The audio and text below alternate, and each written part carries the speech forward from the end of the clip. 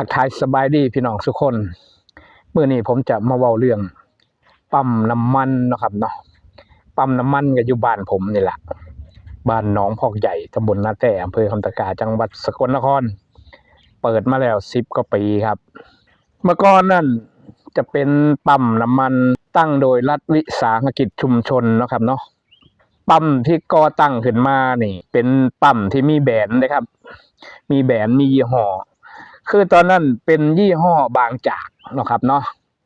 เป็นปั๊มของบางจากมีป้ายมีอย่างมีใบอนุญาตครบครันมีใบเสียภาษีที่ถูกต้องใบเสียภาษีเนี่ยก็เสียภาษีการค้าเสียภาษีโรงเรือนซึ่งตอนนั้นกับตอนนี้ก็อยากให้พี่น้องเข้าใจว่า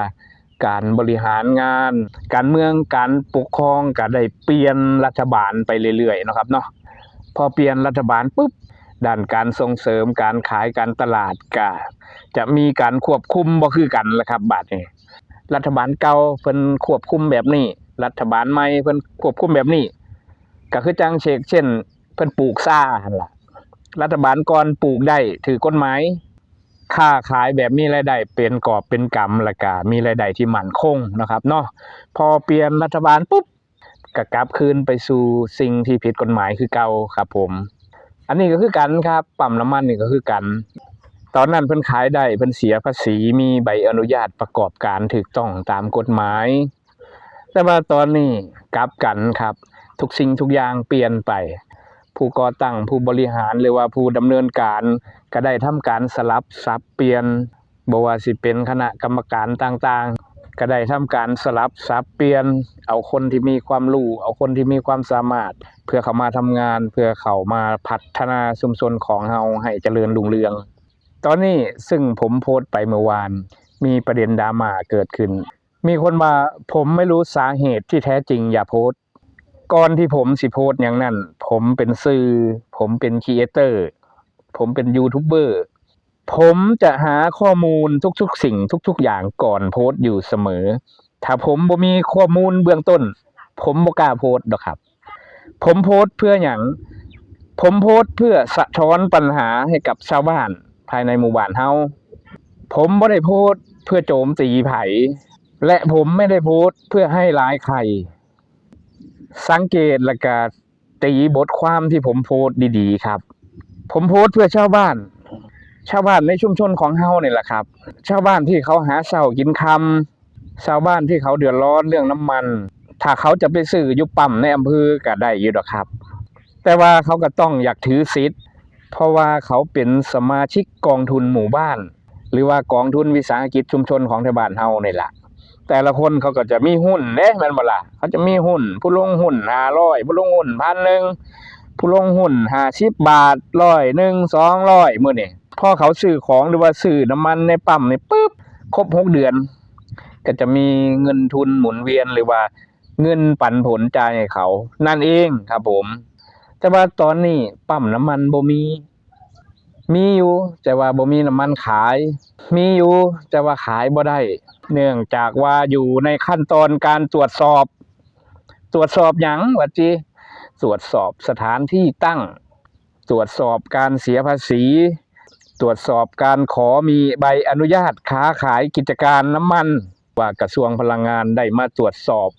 แล้วก็ทำการปรับเป็นที่เรียบร้อยปรับหน่อยปรับหลายสั่งโลดบ่ขอเว้าถึงเพราะว่านั่นบ่แม่นประเด็นสำคัญอยู่ที่ว่าใบขออนุญาตประกอบการมันหมดอายุตอนนี้ก็เลยต้องทำการดำเนินการตรวจสอบโดยหลายๆหน่วยงานบ่ว่าสิเป็นหน่วยงานกรมป่าไม้หน่วยงานอบต.หรือเทศบาล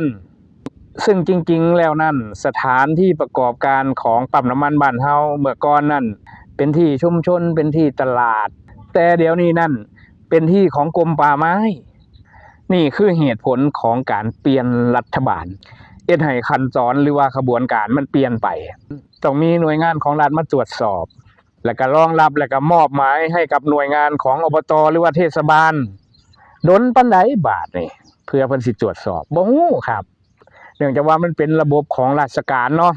แต่เฮาก็ฮู้ดีครับระบบของราชการมันเป็นจังไดถ้าเฮาบ่กระตุ้นเขาก็จะเซยๆเลยแหล้ว แล้วเดี๋ยวก็ว่าให้แล้วปีใหม่ซะก่อนปีใหม่ผ่านไปก็ให้แล้วสงกรานต์ซะก่อนผมบ่ได้โกรธเคืองดอกที่มีคนเข้ามาคอมเมนต์ในเชิงลบๆให้กับช่องผมขอบคุณด้วยซ้ำขอบคุณหยังติยิ่งคอมเมนต์หลากหลายก็เฮ็ดให้คลิปผมมีกระแสมีรายได้เพิ่มขึ้นหลายๆคนสิยังบ่ฮู้ว่าครีเอเตอร์เขามีรายได้จังใดสิฮู้ก็เฉพาะครีเอเตอร์ด้วยกันเท่านั้นที่ผมโพสต์ไปนั่นถ้าเจ้าบ่มีความผิดก็บ่ต้องเดือดร้อนเพราะว่าผมทำเพื่อชุมชนของบ้านเฮาผมโพสต์เพื่อซอยกระตุ้นให้เรื่องนี้ไปเข้าหูผู้หลักผู้ใหญ่และก็ให้เพิ่นมาซอยกันแก้ไขในลำดับต่อไปนี่ยังดีนะครับที่เป็นแค่ผมโพสต์ซึ่งผมเป็นครีเอเตอร์ช่องน้อยๆถ้าเกิดว่าอย่างช่องใหญ่ๆเขามาเห็นเขามาพบพ่อล่ะ